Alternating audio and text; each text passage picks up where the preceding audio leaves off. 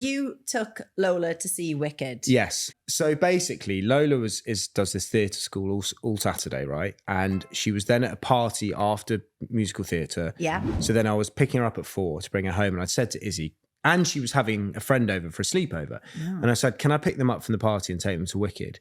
And Izzy was like, it's a bit too much, you know? And I was like, look, I had a meeting with Alex this week about binge, and we're really trying to grow blame me. We're really trying to grow the podcast, and it's really important I go to the cinema and do these things so that I have the content to talk about. And she was like, okay, fair enough, you should go to the cinema. So I was like, okay, great. Lola, we're going to see Wicked.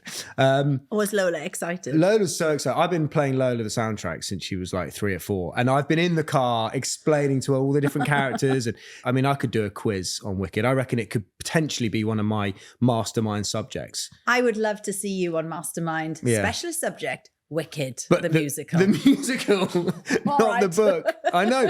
I think I'm not that into musicals. I hyper focus on things. I get quite obsessed with things. And I think Wicked is something to get obsessed with because the storyline is so clever and the lyrics, the music's just genius. Well, I know the story, you know the story, but there'll be a lot of people out there who will have heard about, the musical, but won't quite know what the story is. So maybe we should do a little synopsis. Yeah, I think people also who don't will be getting fed up with everyone banging on about it. Yeah. So let me just give you a backstory. So Wicked is based on the Wicked Witch of the West. And obviously in The Wizard of Oz, she is wicked. She's awful. She's hateful. Nasty. But Wicked tells a different side of the story, how she's misunderstood. And so it starts right back from how she was born. It turns out, some people figure out, some people don't. It turns out the Wizard of Oz is actually Elphaba, who is the Wicked Witch, is Elphaba's father, right? So he has an affair with Elphaba's mum.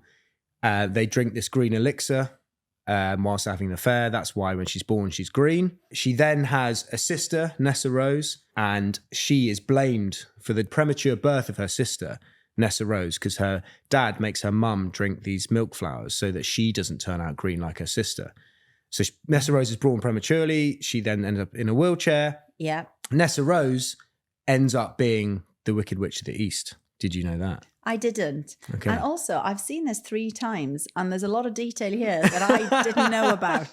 And I thought I'd understood it. So have you seen the musical? Yeah. So you know Fiyero? Yeah. What does that Fiyero end up being?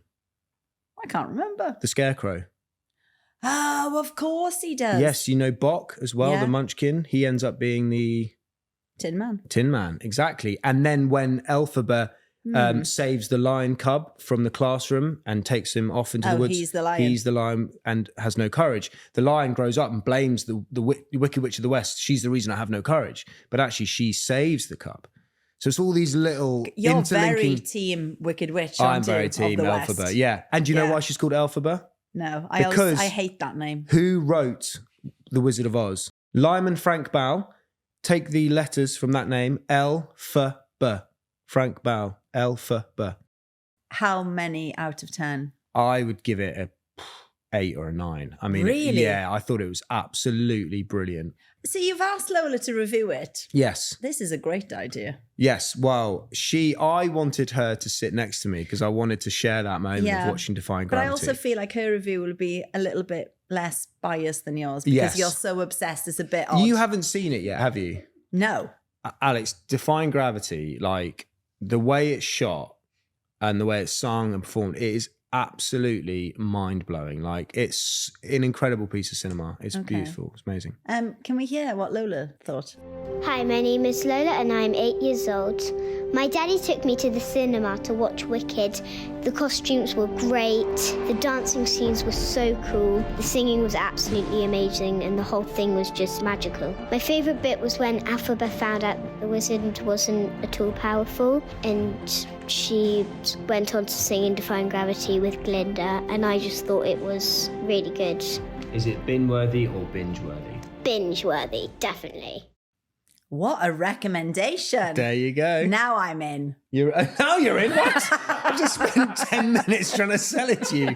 10 seconds from an 8-year-old and you're in. Lola, I just think, Yeah.